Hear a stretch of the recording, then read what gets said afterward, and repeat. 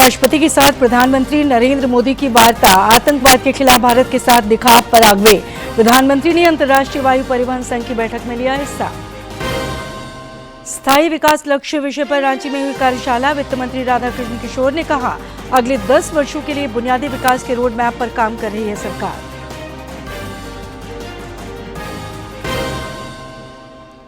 रक्षा राज्य मंत्री संजय सेठ ने नई दिल्ली में सड़क परिवहन मंत्री नितिन गडकरी से की मुलाकात। 19 जून को होगा बहुप्रतीक्षित रातू रोड एलिवेटेड कॉरिडोर का लोकार्पण।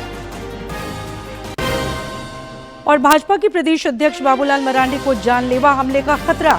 गिरिडीह में बोले, झूठे मुकदमे में फंसाने की साजिश रच रही है सरकार। नक्सलियों को भी दी गई थी सुपारी।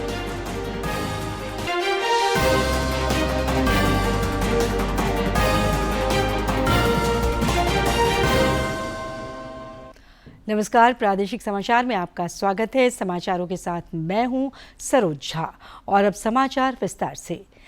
पराग्वे के राष्ट्रपति सैंटियागो पेना पालासियोस भारत के 3 दिवसीय दौरे पर हैं। नई दिल्ली के हैदराबाद हाउस में आज प्रधानमंत्री नरेंद्र मोदी से उनकी मुलाकात हुई।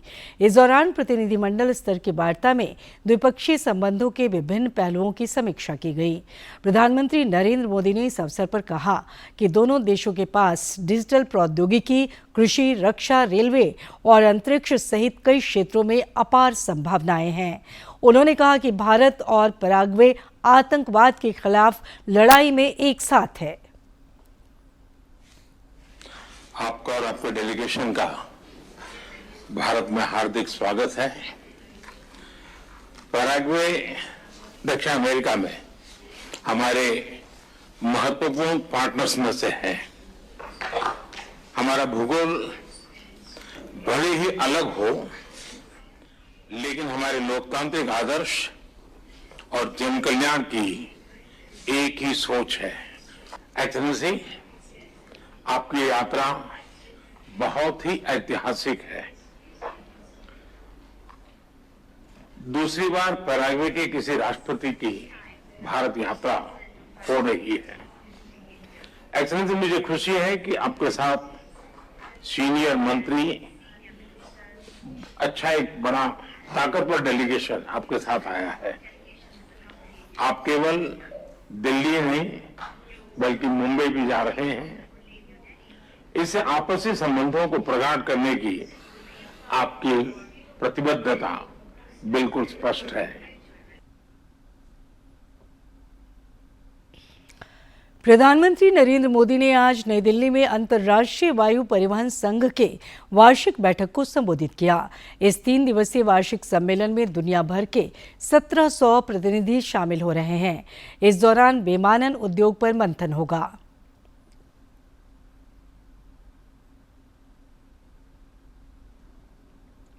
आज Bharat global space aviation convergence का एक उभरता हुआ लीडर है।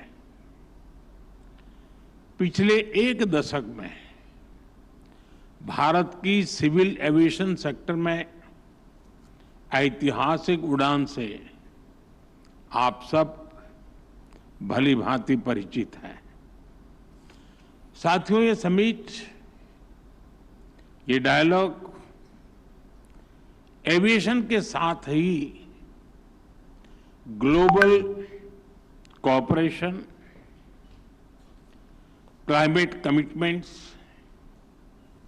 और इक्विटेबल ग्रोथ के शेयर्ड एजेंडा को आगे बढ़ाने का एक माध्यम भी है। इस समिट में आप जो चर्चा कर रहे हैं, उससे ग्लोबल एविएशन को नई दिशा मिलेगी। मुझे विश्वास है हम इस सेक्टर की इन्फिनिट पॉसिबिलिटीज को टैप कर पाएंगे।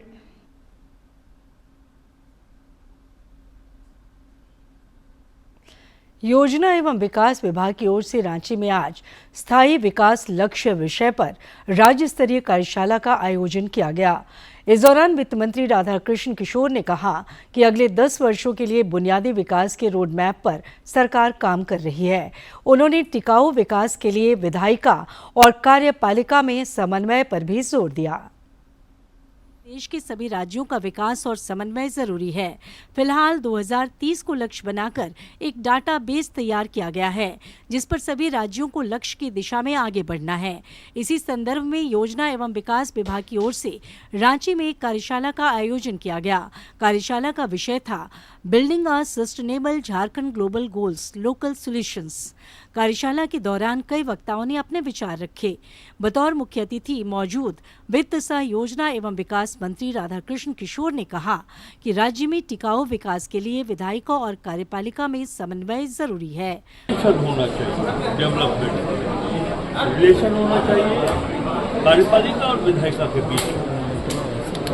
जो अच्छी बातें हैं उसकी प्रशंसा हम करें।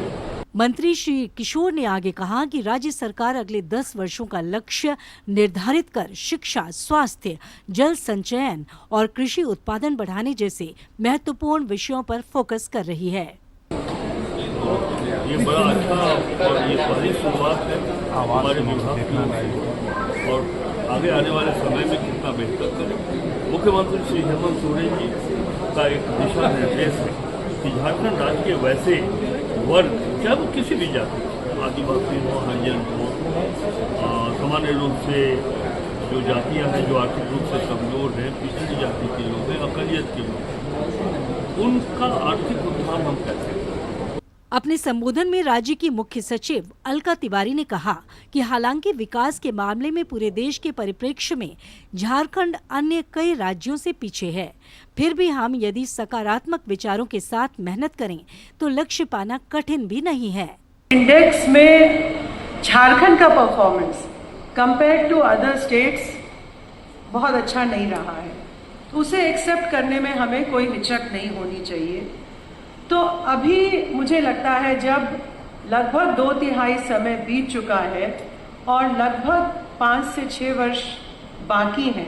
कार्यक्रम में योजना एवं विकास विभाग के सचिव मुकेश कुमार, विशेष सचिव राजीव रंजन, नीति आयोग के प्रमुख सलाहकार राजीव कुमार सेन, यूएनडीपी के रेजिडेंट रिप्रेजेंटेटिव एंजेला लुसीगी समेत कई जिलों के उपायुक्त, उप विकास आयुक्त, जिला कार्यक्रम पदाधिकारी और विभिन्न विश्वविद्यालयों के प्रतिनिधि उपस्थित थे।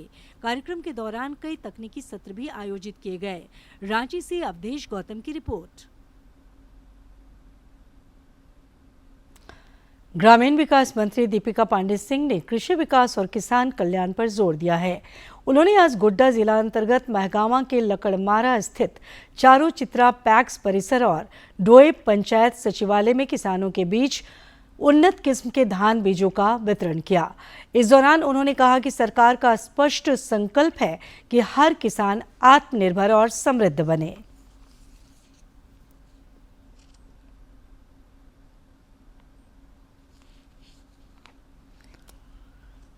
स्वास्थ्य मंत्री इरफान अंसारी ने आज देवघर में कहा कि विश्व प्रसिद्ध श्रावणी मेला में आने वाले श्रद्धालुओं की सेवा और सुरक्षा को लेकर सरकार कृत संकल्पित है। जांच सब पूरी तरह से निःशुल्क होगी। उन्होंने कहा कि अगर मेले में किसी तरह की कैजुअल्टी हुई तो सभी श्रद्धालुओं के इलाज का खर्च राज्य सरकार उठाएगी। इस मेले में लाखों लाख श्रद्धालु आते हैं यहाँ और बाबा का आशीर्वाद लेकर जाते हैं। ऐसे में मेरी बहुत बड़ी भूमिका यहाँ पर है, क्योंकि जितने भी श्रद्धालु आएंगे तो उनका देखभाल, उनके स्वास्थ्य की जांच, उनको कोई कष्ट ना हो, इसको लेकर हम आए हैं, देवघर आए। देश के कुछ हिस्सों में कोविड के बढ़ते मामलों की चर्चा करते हुए श्री अंसारी ने कहा कि इसके नए वेरिएंट से घबराने की कोई जरूरत नहीं है। स्वास्थ्य विभाग सतर्क और सजग है तथा पूरी स्थिति पर नजर है। कोविड का गाइडलाइन हम देने के लिए आए हैं। हम बता दिए थे पैकेज पैसा भी दिए हैं और हमने क्या है कि देखिए होता है कि JN1 वेरिएंट आया हुआ है अभी, तो दुर्गा बासुकीनाथ हुआ, बावन नगरी हुआ, देवघर जिला हुआ, संथाल पगना में हम लोग अभी तक कोविड के नहीं मिला हम लोग को। विश्व प्रसिद्ध श्रावणी मेला 11 जुलाई से शुरू होने वाला है, जिसको लेकर फिलहाल तैयारियां जोरों पर हैं। मेला में देश दुनिया से बाबा के लाखों भक्तों के पहुंचने की संभावना है। देवघर से मनीष दुबे की रिपोर्ट। रक्षा राज्य मंत्री संजय सेठ ने आज नई दिल्ली में केंद्रीय सड़क परिवहन मंत्री नितिन गडकरी से मुलाकात की। इस दौरान श्री सेठ ने केंद्रीय मंत्री को रातू रोड में एलिवेटेड कॉरिडोर की प्रगति की जानकारी दी और इसके लोकार्पण का आग्रह किया। श्री गडकरी ने 19 जून को कॉरिडोर के लोकार्पण की सहमति प्रदान की है। बहुप्रतीक्षित रातू रोड एलिवेटेड कॉरिडोर के लोकार्पण से लोगों को जाम से मुक्ति मिलेगी और आवागमन में सहूलियत होगी। मुख्यमंत्री हेमंत सोरेन से रांची स्थित मुख्यमंत्री आवासीय कार्यालय में आज कई लोगों ने मुलाकात की। सीएम से भेंट करने वालों में पुलिस और प्रशासनिक अधिकारी शामिल रहे। सीएमओ की ओर से इसे शिष्टाचार भेंट बताया गया।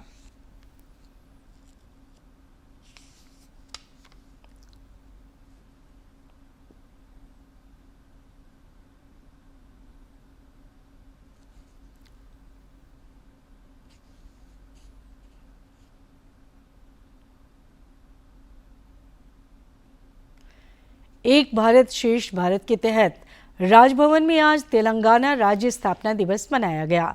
इस दौरान राज्यपाल संतोष कुमार गंगवार ने स्थापना दिवस की शुभकामनाएं दी।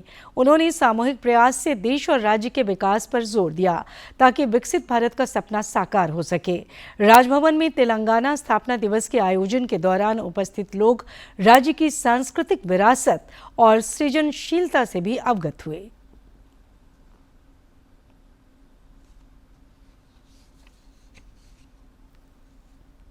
केंद्रीय विश्वविद्यालय झारखंड और भारतीय सेना से आए सभी तेलंगाना निवासी भाइयों, मैं आप सभी का हार्दिक स्वागत व अभिनंदन करता हूं और आप सभी के लिए जोहार, नमस्कार। तेलंगाना राज्य स्थापना दिवस के इस पावन अवसर पर मैं तेलंगाना राज्य से जुड़े आप सभी को हार्दिक बधाई देता हूं और राजभवन में आयोजित इस स्थापना दिवस समारोह में आपका स्वागत करता हूं। राज्यपाल संतोष कुमार गंगवार से डीडी न्यूज़ ने खास बातचीत की। इस दौरान उन्होंने विभिन्न समसामयिक विषयों पर विचार व्यक्त किए। राज्यपाल ने राज्य की शिक्षा व्यवस्था, नई शिक्षा नीति के क्रियान्वयन और अंतर्राष्ट्रीय योग दिवस के आयोजन की तैयारियों के बारे में जानकारी साझा की। की ओर से लगातार प्रयास हो रहे हैं। हाल ही में राज्यपाल संतोष कुमार गंगवार जी ने यहाँ के कुलपतियों के साथ एक महत्वपूर्ण बैठक की और नई शिक्षा नीति का जो इम्प्लीमेंटेशन है वो किस तरीके से झारखंड में होकर, इसको लेकर इन्होंने कई निर्देश भी दिए। सर, किस तरीके से नई शिक्षा नीति को आप देखते हैं और किस तरीके से यहाँ के जो उच्च शिक्षण संस्थान है उसको लागू कर रहे हैं? सब वास्तव में उच्च शिक्षा में हमारा राज्य कुछ पीछे नज़र आता है। कुलपतियों को भी हमने बुलवाया भी है और बुलवाकर बैठकर बात भी की थी और हमें विश्वास लग रहा है कि झारखंड ऐसा राज्य है कि जहाँ पर अच्छी शिक्षा और हायर एजुकेशन के बारे में एक अच्छी दिशा की सोच के साथ बात हो रही है और बुलाकर उनसे इस विषय में बात की कैसे हम इस स्तर को सुधार करें और उसमें क्या क्या प्रयास आवश्यक हैं वो प्रयास किए जाए। मुझे लगता है इसका एक अच्छा परिणाम सामने आएगा। सर, एक चीज़ इसी से जुड़ा हुआ, सर आप लगातार फील्ड विजिट भी कर रहे हैं सर, और जिस तरीके के परिणाम अभी आए हैं 10th और 12th को लेकर, क्या लगता है सर आदिवासी इलाकों में ये जो प्राइमरी एजुकेशन है, मिडिल एजुकेशन है, उसमें भी सुधार की ज़रूरत है? मुझे लगता है कि प्राइमरी और मिडिल एजुकेशन में सरकार भी चिंता कर रही है, ध्यान दे रही है और ये वास्तव में अच्छा सोच होगा कि निचले स्तर से अच्छी पढ़ाई हो और उसके हिसाब से काम हो। और हम अभी इलेक्शन चुनाव से पहले सभी जनपदों में जाना हुआ था, 3-4 जनपद रह गए हैं कि वहाँ पर इस विषय पर भी बात कर रहे हैं कि बच्चे इसमें रुचि लें और अच्छे ढंग से पढ़ाई भी करें, सारे काम करें। तो हमें लगता है कि इसका एक अच्छा परिणाम सामने आएगा। एक चीज़ सर, और अंतर्राष्ट्रीय योग दिवस आने वाले दिनों में मनाने की तैयारी हो रही है सर, और जिस तरीके से मोदी जी के पहल पे इसे एक रिकॉग्निशन मिला है और उसके बाद पूरी दुनिया में आज योग को लेकर लोगों की समझ भी बढ़ी है और लोग उसे आत्मसात भी कर रहे हैं। झारखंड में इस बार किस तरीके से योग होगा और यूनिवर्सिटीज़ को क्या निर्देश दिए गए हैं सर? नहीं, वास्तव में जब आदरणीय प्रधानमंत्री जी ने योग के बारे में चिंता की तब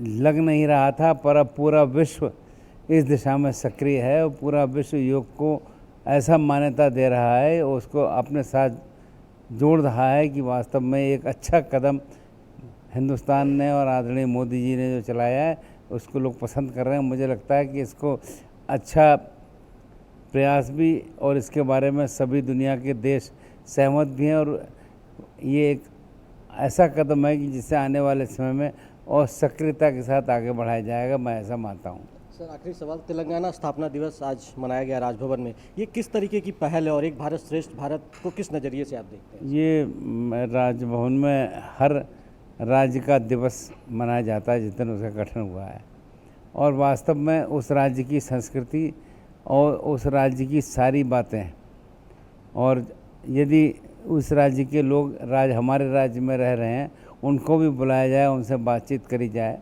तो अच्छा प्रयास रहता है। और वास्तव में मैं जब से यहाँ आया हूँ हर राज्य के कार्यक्रम में सम्मिलित हुआ हूँ और उसको अच्छी बातें ही सुनने को मिल रही हैं। हम बात कर रहे थे झारखंड के राज्यपाल संतोष कुमार गंगवार जी से, जिन्होंने साफ तौर पर कहा कि झारखंड में उच्च शिक्षा को लेकर लगातार प्रयास हो रहे हैं, अंतर्राष्ट्रीय योग दिवस की भी तैयारियां हैं और एक भारत श्रेष्ठ भारत की जो झलक है वो राजभवन उसमें लगातार अपनी सहभागिता दिखा रहा है और उसे आगे बढ़ा रहा है। अपने सहयोगी विकास के साथ मैं दिवाकर कुमार, दूरदर्शन समाचार, रांची।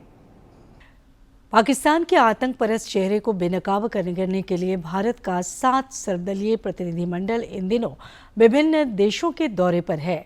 रविशंकर प्रसाद के नेतृत्व वाला प्रतिनिधिमंडल लंदन में, जबकि सांसद कनिमोझी की अगुवाई वाला प्रतिनिधिमंडल स्पेन में है। वहीं सुप्रिया सुले के नेतृत्व में एक दल आज मिस्र की राजधानी काहिरा पहुंचा। टीएमसी सांसद कनिमोझी के नेतृत्व में प्रतिनिधिमंडल स्पेन में है। इसी कड़ी में आकर बात की जाए तो एनसीपी सांसद सुप्रिया सुले के नेतृत्व में सांसदों का सर्वदलीय प्रतिनिधिमंडल मिस्र के काहिरा हवाई अड्डे पर पहुंचा। मिस्र में भारत के राजदूत सुरेश के रेड्डी ने प्रतिनिधिमंडल के सदस्यों का स्वागत किया। जदयू सांसद संजय कुमार झा के नेतृत्व में भारतीय प्रतिनिधिमंडल मलेशिया दौरे पर है। इस दौरान श्री झा ने कहा कि आतंकवाद के मुद्दे पर भारत को विश्व समुदाय का भरपूर समर्थन मिल रहा है।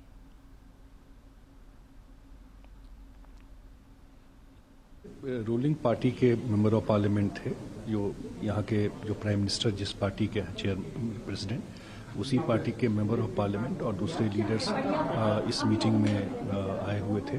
उसके बाद रूलिंग पार्टी का दूसरा पार्टी जो है उन लोगों से भी मीटिंग हुई, इनके मेंबर ऑफ पार्लियामेंट्स थे और मेरे ख्याल से काफ़ी फ्रूटफुल मीटिंग हुआ। अवेयर हैं इन लोग और इस इशू पर इंडिया को पूरा सपोर्ट कर रहे हैं टेररिज्म के लड़ाई को लेकर। यहाँ के प्राइम मिनिस्टर ने कहा था कि अगर कोई बात करने में हम लोग कोई रोल कर सके तो हम लोग कहा कि नहीं, जो भी बात होगा वो बायलैटरल ही दोनों कंट्री के बीच में बातचीत होगी। तो ये यही बैकग्राउंड था। लार्जली बहुत अच्छा रहा। तो भाजपा के प्रदेश अध्यक्ष बाबूलाल मरांडी ने खुद पर जानलेवा हमले का खतरा बताया है। गिरिडीह में राज्य सरकार पर संगीन आरोप लगाते हुए श्री मरांडी ने कहा कि उन्हें झूठे मुकदमे में फंसाने की साजिश रची जा रही है। बाबूलाल मरांडी के गिरिडीह में दिए गए बयान ने सनसनी फैला दी है। उन्होंने न केवल झूठे मुकदमे में फंसाने की आशंका जताई है, बल्कि जान पर भी खतरा बताया। दरअसल बाबूलाल मरांडी काफी समय से भ्रष्टाचार के मुद्दे पर मुखर रहे हैं। झारखंड प्रदेश भाजपा अध्यक्ष और नेता प्रतिपक्ष बाबूलाल मरांडी ने गिरिडीह परिसदन में पत्रकारों से बातचीत के क्रम में सोमवार को राज्य सरकार पर कई गंभीर आरोप लगाए। श्री मरांडी ने कहा कि उनकी जान को खतरा है और उन पर जानलेवा हमला भी हो सकता है। कुछ विश्वास सूत्रों से जो हमें जानकारी मिली, यानी मेरे ऊपर हमला करने का और कोई ना कोई झूठे केस मुकदमा में भी फंसाने का इस प्रकार की साजिश रची जा रही है। मेरे ऊपर भी हो सकता है, परिवार के ऊपर भी हो सकता है, या फिर हमसे जुड़े हुए लोगों के ऊपर भी हो सकता है। श्री मरांडी ने कहा कि वे लगातार झारखंड में भ्रष्टाचार का मामला उठाते रहे हैं, जिस वजह से उनके विरुद्ध साजिश रची जा रही है। उन्होंने आशंका व्यक्त करते हुए कहा कि झारखंड सरकार और उनके चहेते अधिकारी उन्हें तथा उनके करीबी को झूठे मुकदमे में फंसा सकते हैं। जो लगातार झारखंड में भ्रष्टाचार को लेकर के हम आवाज उठाते रहे, उस कारण से कुछ भ्रष्ट अफसर या सरकार में बैठे हुए लोग भयभीत हैं। इधर बाबूलाल मरांडी के सनसनीखेज बयान के बाद राजनीति भी गर्मा गई है। कांग्रेस के प्रदेश प्रवक्ता राकेश सिन्हा ने इसे सस्ती लोकप्रियता का स्टंट बताया। सपना जो हमारा था मुख्यमंत्री बनने का, वो सपना खंडित हो गया। इसलिए सस्ती लोकप्रियता के लिए महागठबंधन सरकार के ऊपर और अधिकारियों के ऊपर, प्रशासन के ऊपर इस प्रकार का आरोप बाबूलाल जी आए दिन लगाते रहते हैं। झारखंड में आजकल बयानों के तीर खूब चल रहे हैं। बाबूलाल मरांडी के ताजा बयान को कानून व्यवस्था की स्थिति से भी जोड़कर देखा जा रहा है। बाबूलाल मरांडी झारखंड के पहले मुख्यमंत्री रहे हैं और उनके परिवार पर 18 वर्ष पहले भी नक्सली हमले हो चुके हैं, जिसमें उनके बेटे की जान चली गई थी। अब बाबूलाल मरांडी द्वारा जानलेवा हमले की आशंका जताया जाना एक बार फिर चिंतनीय है, जिसे गंभीरता से लेने की जरूरत है। डीडी न्यूज के लिए गिरिडीह से रमेश प्रभाकर और विकास के साथ मैं दिवाकर कुमार। खूंटी में आज कांग्रेस द्वारा जिला स्तरीय संविधान बचाओ रैली निकाली गई, जिसमें प्रदेश अध्यक्ष केशव महतो कमलेश समेत अन्य नेता शामिल हुए। ये रैली स्थानीय डाक बंगला से शुरू होकर जिला कांग्रेस कार्यालय तक गई। इस दौरान नेताओं ने महापुरुषों की प्रतिमा पर माल्यार्पण कर उन्हें नमन भी किया।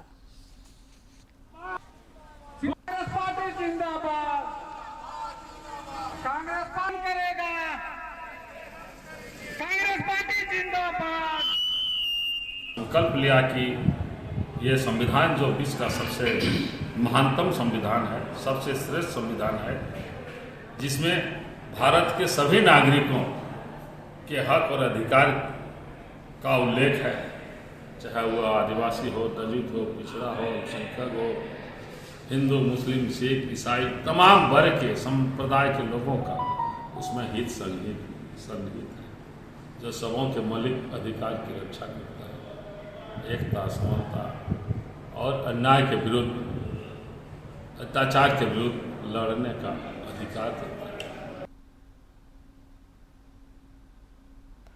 अंतर्राष्ट्रीय योग दिवस में अब महज 19 दिन शेष हैं।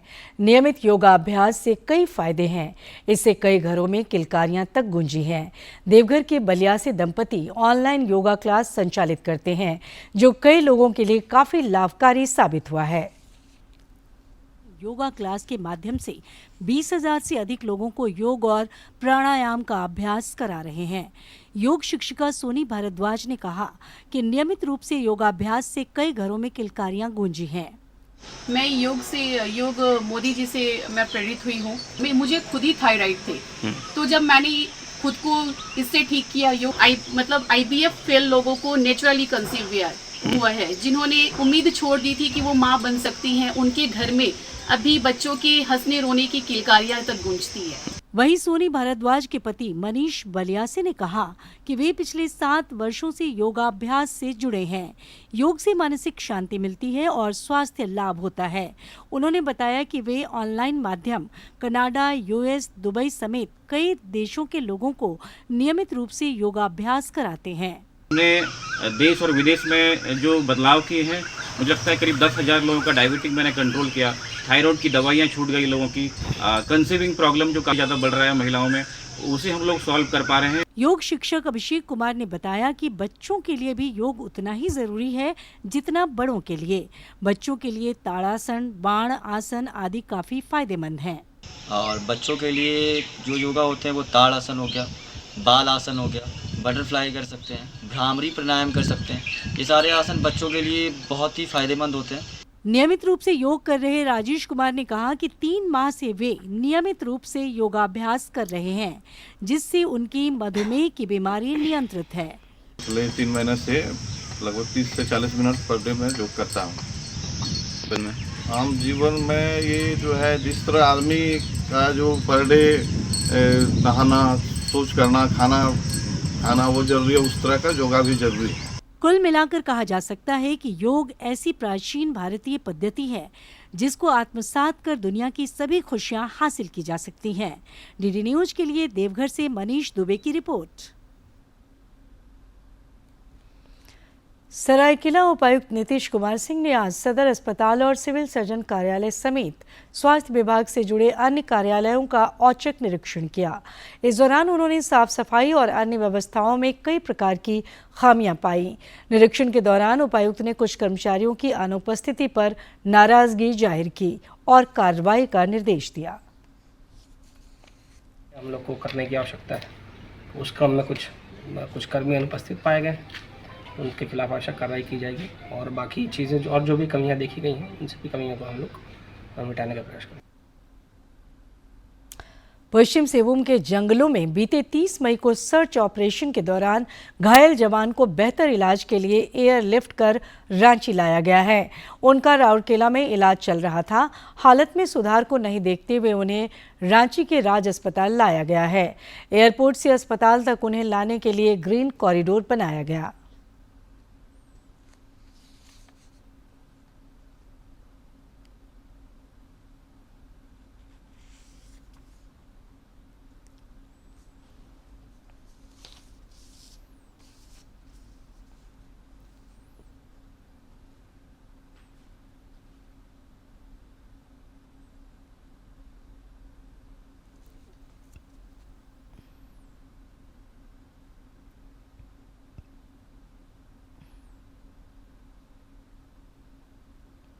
और आखिर में इस बुलेटिन के मुख्य समाचार एक बार फिर।